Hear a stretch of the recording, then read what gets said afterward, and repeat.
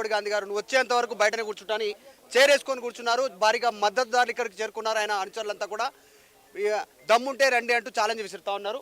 అరికపూడి గాంధీ గారు, ఎందుకు మిమ్మల్ని టార్గెట్గా పాడి కౌశిక్ రెడ్డి మాట్లాడారు? ఎక్కడ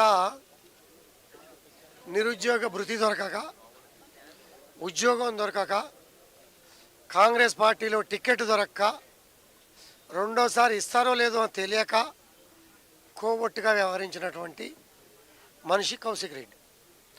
బాత్రూముల్లో నుంచి అపోజిషన్ పార్టీలకు ఫోన్ చేసి ఇక్కడ ఇన్ఫర్మేషన్ అక్కడ ఇన్ఫర్మేషన్ ఇక్కడ ఇచ్చి బతికి రేపు జరగబోయే అసెంబ్లీ ఎన్నికల్లో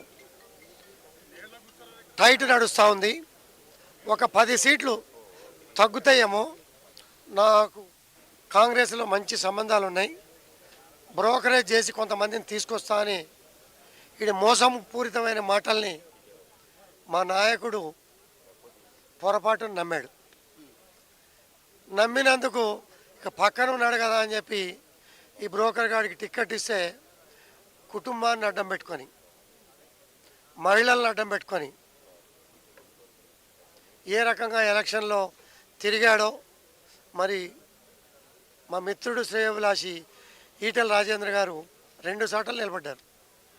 రెండో చోట కాన్సన్ట్రేషన్ చేయలేకపోవటం,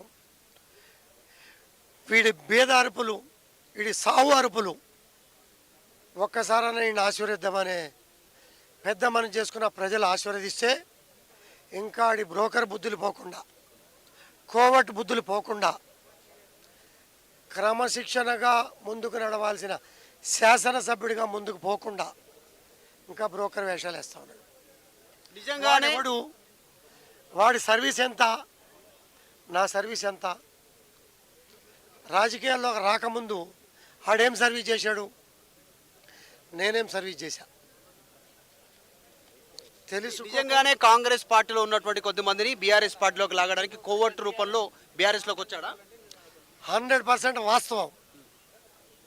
నాకు తెలుసు. అది హైదరాబాద్లో చాలా మందితో సంప్రదింపులు జరిపాడు.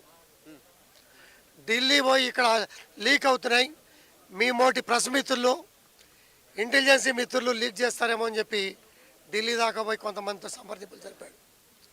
చివరికి కాంగ్రెస్ పార్టీని ముక్కలు చేస్తానికి కోవట్టుగా బ్రోకర్గా ఉన్నటువంటి వాడు కేసీఆర్ పుణ్యమాని, ఈటెల రాజేంద్ర గారి పుణ్యమాని ఒక పొరపాటులో శాసనసభ్యుడైతే వాడు ఈ రకంగా ఈరోజు ఇష్టం వచ్చినట్టు ప్రేలాపన పడతా ఉన్నాడు.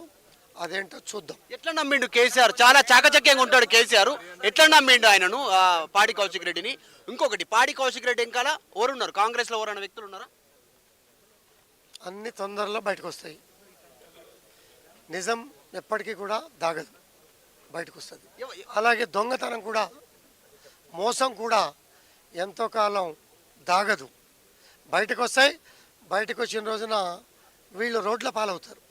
పాడి కౌశిక్ రెడ్డిని ఈడి దాకా రానియకుండా పోలీసులను అడ్డుపెట్టిరు కాంగ్రెస్ ప్రభుత్వం, అక్కడ అరెస్ట్ చేస్తున్నారు అనేటువంటి వార్తలు అక్కడ నుంచి వినిపిస్తా ఉన్నాయి. నిజంగానే అట్లా సిచ్యువేషన్ ఉందా? ఆయన రాకుండా అడ్డుకుంటున్నా మీరు? మీకు ఒక ముందు 2 కళ్ళు వెనక 2 కళ్ళు ఉన్నాయా? పోలీసులు అడ్డుకుంటున్నారు అంటున్నారు కదా, వాడి ఇంటి దగ్గర లైవ్ వీడియో చూపించినా మీకు? చూపించమనండి మన వాళ్ళని. మా మనిషి ఉన్నాడు అక్కడ, వాడి ఇంటికాడ పోలీసులే లేరు. కావాలంటే లైవ్ వీడియో చూడండి మీరు. అరికపూడి గాంధీ నా ఇంటికి ఎట్లొస్తావో చూస్తా అని వార్నింగ్గా రమ్మని చెప్పి ఆహ్వానం అయింది ఆయన. వాడు ఛాలెంజ్ చేశాడు కాబట్టి స్వీకరించా, నేను ఛాలెంజ్ చేశా కాబట్టి వాడిని దమ్ముంటే స్వీకరించమని, దమ్ముంటే ఇక్కడికి రమ్మని. రెండిట్లో ఏదో ఒకటి తెలిపోవాలి, తెలుసుకుందాం. ఒకవేళ ఆయన వస్తా అంటే మీరు యాక్సెప్టెన్స్? ఇంతమంది వచ్చారు, చాలా మంది వచ్చారు, చూస్తుంటే వందల సంఖ్యలో వేల సంఖ్యలో అభిమానులు వచ్చారు. అటాక్ చేస్తారా? అంతా మీ మీడియా వాళ్ళే ఉన్నారు, మా మిత్రులు శ్రేయోభిలాషులు ఉన్నారు, ఇంకేడున్నారు? మీ మీడియా మూలంగానే టీవీ ఛానళ్ళ ద్వారా చూసి మా మిత్రులు ఆందోళన చెందొచ్చారు, ఎవరిని పిలుచుకోలే. ఒకవేళ ఆయన రాకపోతే నెక్స్ట్ అరికపూడి గాంధీ స్టెప్ ఏంటి, ఏం చేయబోతున్నారు? వెళుతున్నాం. ఓకే, పోలీసులు అడ్డుకుంటారా మిమ్మల్ని? మీరు ఖచ్చితంగా వెళ్తారా? వెళ్ళి ఏం చేస్తారు? నా కాన్స్టిట్యున్సీలో నేను తిరుగుతుంటే అడ్డుకుంటారా? ఓకే, అడ్డుకుంటారా? మీరు చెప్పండి. మీ ఇంట్లో మీరు తిరుగుతుంటే మిమ్మల్ని అడ్డుకుంటారా? ఇది నా ఇల్లు, నా కాన్స్టిట్యున్సీ, తిరుగుతా. ఏం చేస్తారు వెళ్ళి ఏం చేస్తారు? చూస్తారుగా రేపు రేపు